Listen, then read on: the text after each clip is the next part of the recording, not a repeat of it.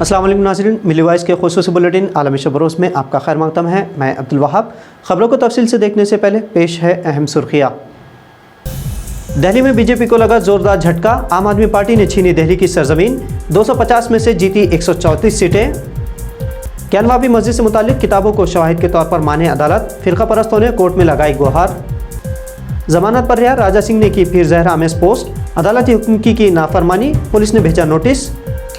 मोदी के नोटबंदी के फैसले की होगी जांच, सुप्रीम कोर्ट नहीं बैठेगा खामोश, अर्जी में बोले जज। और एक साल में आम आदमी को आरबीआई का 5वां झटका, रेपो रेट में फिर किया इजाफा, कार और लोन होंगे महंगे।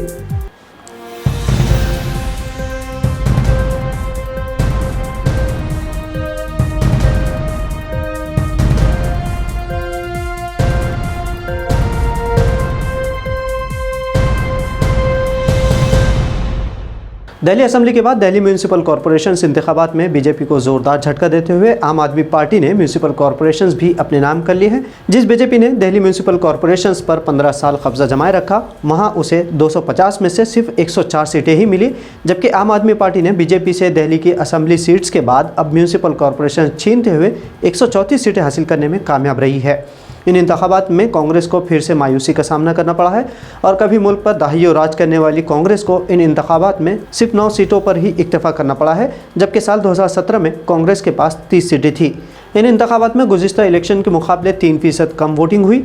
ऑल इंडिया मजलिस इत्तेहादुल मुस्लिमीन ने 15 सीटों पर इलेक्शन लड़ा था, लेकिन एक भी सीट पर उसे कामयाबी नहीं मिली। हैरतअंगेज़ तौर पर जितने वोट दिल्ली वालों ने नोटा को दिए हैं, उससे भी कम ऑल इंडिया मजलिस इत्तेहादुल मुस्लिमीन को मिले हैं। तारीखी ज्ञानवापी मस्जिद की जगह पर मंदिर होने का बहाना बनाकर उसे भी मुतनाज़ बनाने की इंतहा पसंदों की साजिश है। इस सिलसिले में बाबरी मस्जिद ही की तरह केसेस इस मस्जिद के लिए भी दायर किए गए हैं। इस मामले में समाअत के दौरान आज फ़िरक़ापरस्त पार्टियों की जानिब से वकील ने इलाहाबाद हाई कोर्ट में दावा किया है कि मस्जिद की जगह मंदिर की मौजूदगी और मस्जिद की तामीर के लिए इसे मसमार करने का जिक्र मजहबी और तारीख़ी किताबों में मौजूद है, जिसे अदालत ने कबूल करना चाहिए। हिंदू फरीक की नुमाइंदगी करने वाले वकील हरिशंकर जैन ने अदालत से कहा कि इस तरह की किताबों को हिंदुस्तानी शवाहिद एक्ट के तहत शवाहिद के तौर पर लिया जाना चाहिए। इससे कबल फ़िरक़ापरस्त ख़वातीन ने यहाँ श्रृंगारी गौरी का मंदिर होने का बहाना बनाकर पूजा की इजाज़त मांगी थी। हालांकि बाबरी मस्जिद केस के बाद पार्लियामेंट में प्लेसेस ऑफ वर्शिप एक्ट के तहत किसी भी मजहबी मकाम को उसी हालत में रखने का हुक्म दिया गया है। इसके बावजूद अदालतों में काशी की ज्ञानवापी मस्जिद और दीगर इबादत गाहों से मुताल्लिक़ समाअत की जा रही है। इसे मुस्लिम तबके ने सुप्रीम कोर्ट ऑफ इंडिया और पार्लियामेंट क़वानीन की सरीह खिलाफ वर्जी बताई है। नफरत आमेज़ बयानात के लिए हाल ही में जेल की हवा खा चुके बीजेपी के मुअत्तल रुकन असम्बली टी राजा सिंह को फिर से हैदराबाद पुलिस ने नोटिस जारी किया है। राजा सिंह जो ज़मानत पर रिहा है, उन्होंने तेलंगाना हाई कोर्ट की तरफ से मुकर्रर करदा शराइत की खिलाफ वर्जी की है। पुलिस ने मुतनाज़ा एमएलए से जवाब तलब किया है कि हाई कोर्ट की तरफ से आयद करदा शराइत की खिलाफ वर्जी करने पर उनके खिलाफ कार्रवाई क्यों न शुरू की जाए।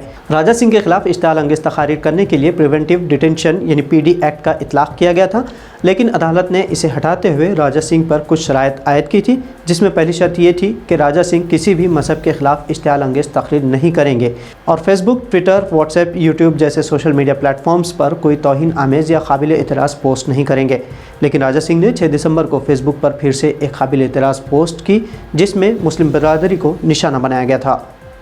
सुप्रीम कोर्ट ने साल 2016 के नोटबंदी के फैसले को चैलेंज करने वाली अदालतों की समाअत करते हुए आज कहा है कि वो खामोश तमाशाई का किरदार अदा नहीं करेगी और हाथ जोड़कर खामोश नहीं बैठेगी। नवंबर 2016 में मोदी हुकूमत ने 500 और 1000 रुपये की करेंसी नोटों को मनसूख किया था, जिसे चैलेंज करने वाली 58 दरख्वास्तों की एक बेंच की समाअत कर रही दस्तूरी बेंच में शामिल 5 जजों में से एक जज जस्टिस बीवी नागरत्ना ने कहा कि महज इसलिए कि ये एक इख्तिसादी फ़ैसला है, इसका मतलब ये नहीं है कि हम हाथ बांध कर बैठ जाएंगे। हम हमेशा इस बात का जायज़ा ले सकते हैं कि ये फ़ैसला किस अंदाज में लिया गया था।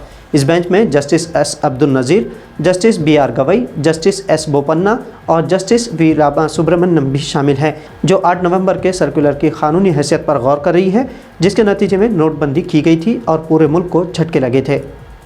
RBI ने एक बार फिर आवाम को झटका देते हुए रेपो रेट में इजाफा किया है। इससे होम लोन समेत हर किस्म के कर्जे महंगे हो जाएंगे। रिजर्व बैंक ऑफ इंडिया यानी RBI ने इस साल लगातार 5वें बार रेपो रेट में इजाफा किया है। रिपोर्ट्स के मुताबिक रेपो रेट में 0.35% इजाफे के साथ ही ये बढ़कर 5.90% से बढ़कर 6.25% हो जाएगा। इस साल मरकज़ी बैंक ने शरह सूद में मजमूई तौर पर 2.2% इजाफा किया है। RBI के गवर्नर शक्तिकांत दास के मुताबिक उनका हदफ मुल्क में महंगाई की शरह को 6% के मुकर्ररा हदफ से नीचे लाना है। इसी के साथ ही RBI गवर्नर ने माली साल 2022-23 के लिए GDP शरह नमू 6.8% रहने का अंदाज़ा लगाया है, जबकि इससे पहले 7% का तखमीना लगाया गया था। गवर्नर के मुताबिक देही इलाकों में लोन बड़े पैमाने पर लिया जा रहा है, जिससे बकौल गवर्नर मईशत को सहारा मिल रहा है। तो नाज़रीन, ये थी मिल्ली वॉइस की भारत से अहम खबरें। इसे शेयर करते हुए मिल्ली वॉइस चैनल को सब्सक्राइब करना ना भूलें। अब अब्दुल वहाब को इजाज़त दीजिए। अल्लाह हाफिज़।